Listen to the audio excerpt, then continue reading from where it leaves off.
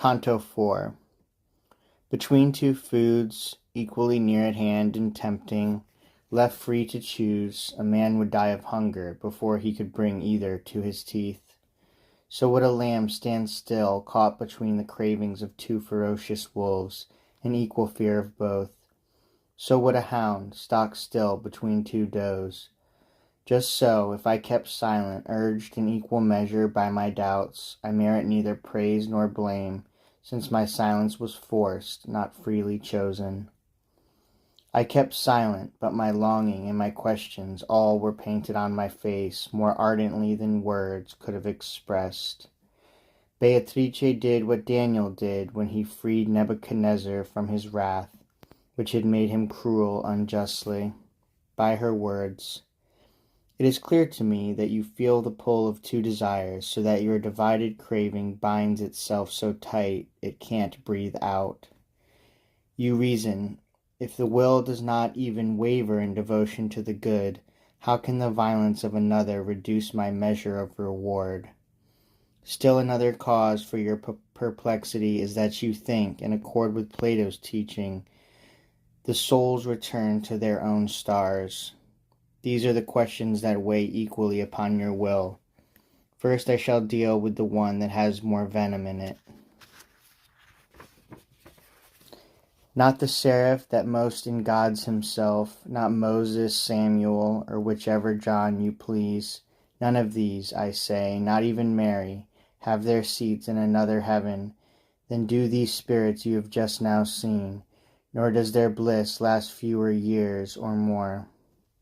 No, all adorn the highest circle, but they enjoy sweet life in differing measure as they sense less or more of God's eternal breath.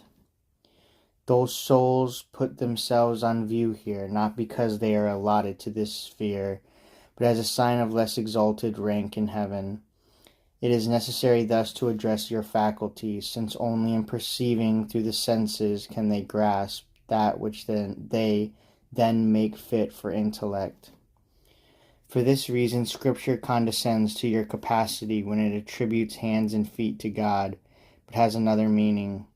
And for your sake, Holy Church portrays Gabriel and Michael with the faces of men, and that other angel who made Tobit well again. What Timaeus has to say about the souls does not resemble what one here observes, because he seems to take his words for facts.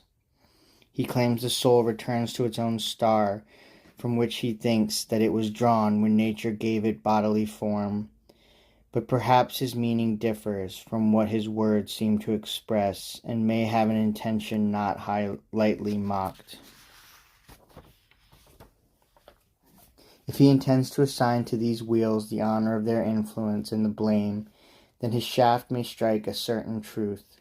This principle, wrongly understood, once misled nearly all the world, so that it went astray and named stars Jupiter, Mercury, and Mars.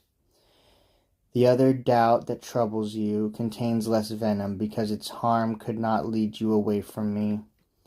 For divine justice to appear unjust in mortal eyes is evidence of faith, not of heretical iniquity.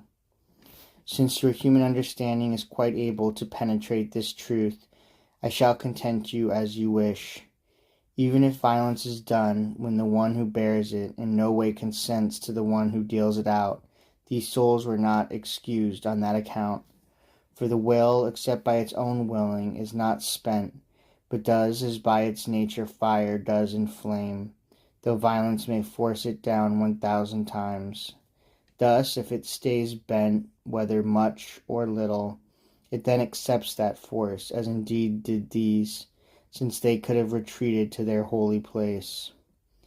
Had their will remained unbroken, and did the will that fastened Lawrence to the grate, and which made Mucius harsh to his own hand, then, once freed, it would have drawn them back along the path from which they had been dragged. But will so firm is all too rare. And these words, if you have correctly understood them, have destroyed an argument that would have often troubled you again. But now before your eyes you find another obstacle so vast that your attempt to overcome it on your own would leave you spent.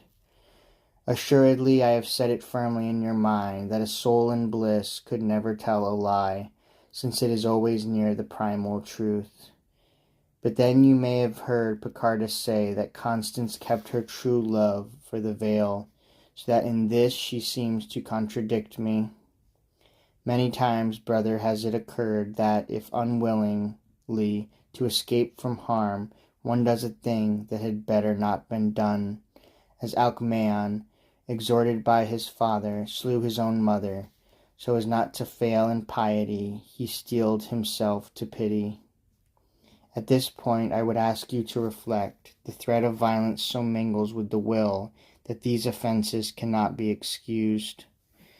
An absolute will consents not to the wrong, but the will does consent to the extent it fears, if it draws back, to fall into still greater harm.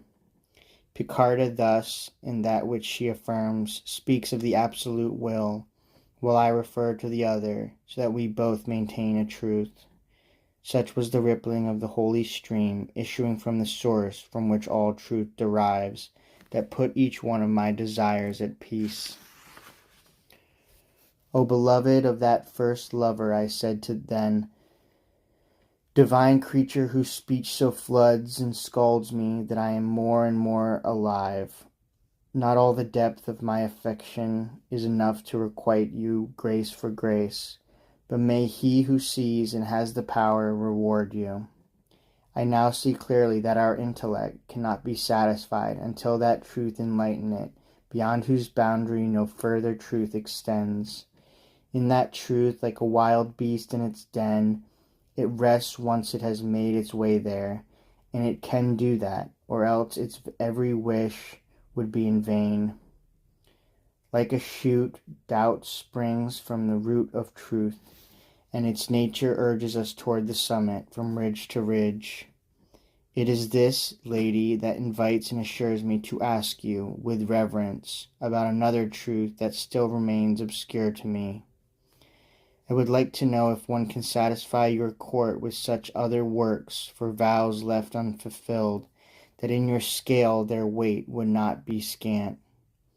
Beatrice looked at me with eyes so full of the radiance of love and so divine that, overcome, my power of sight faded and fled, and eyes cast down, I almost lost my senses.